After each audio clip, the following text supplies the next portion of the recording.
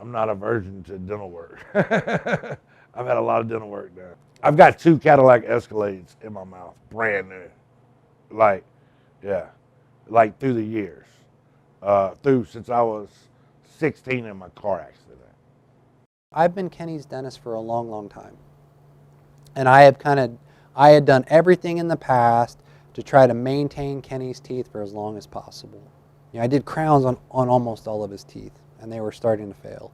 And I said, I can start replacing these things. I was like, but you know, if your hygiene doesn't change and we don't make some changes, we're going to be back in the same boat again in, you know, 8 to 10 years. And we'd been talking about this with this for him for years. And he just kept like, I don't want to pull the trigger. I don't want to pull the trigger. I've got a mother that she's got dentures, and you know, my mom hates her dentures, and you know, it started off as a partial, and then it ended up basically a full denture. And she's like, you do not want dentures. We just kind of got to the point where we had to have the talk about, you know, do you want me to kind of keep repairing what's there, but knowing that, you know, the repair cycle is going to get shorter and shorter, or you might want to consider the possibility of transitioning to full arch dental implants, which I think will give you the best long-term prognosis. And that's the key, once again, is just trying to give patients what I feel might be the best long-term prognosis. And I think, too, what might be important in Kenny's case was, even though I had been Kenny's dentist for, you know, 10 years or 13 years or however long it was, Kenny actually went out and he knew some people in the dental community, and he asked them, like, hey, you know, who else could I go to have this done? You know, who would you say might give him a second opinion? And the consensus for Kenny, which I think really helped sway him, was that, you know, the consensus from the other people was that, you know, no, Dr. Claiborne is the right person for you to be seeing, and you should let him do this. Dr. Claiborne is not going to tell you something you want to hear for you to get it done. I mean, he's putting his reputation on the line, and if he feels like it's your best interest, go with what Dr. Claiborne recommends. He's not doing it just for the money. If he don't think it's going to work out, then he's going to tell you he don't think it's going to work out.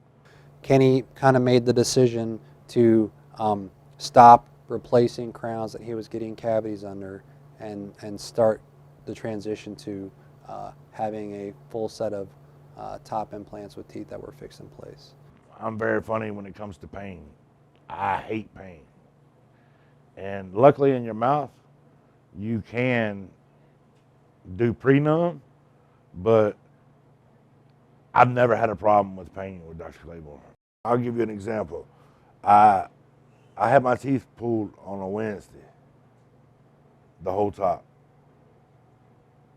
I thought I would feel so bad on Thursday, and I really didn't feel that bad. I felt like I could have worked. Thursday evening, I called my boss and asked her if I could come back to work on Friday.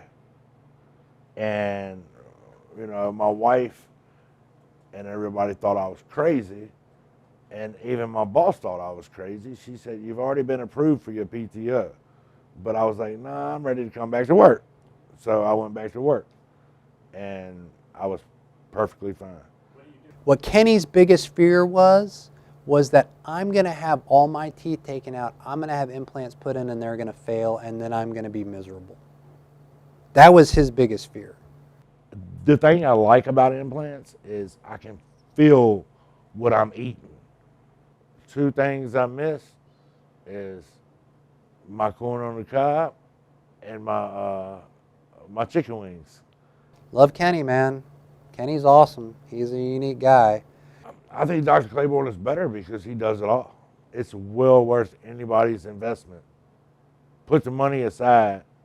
Think of no more cavities. And perfect teeth.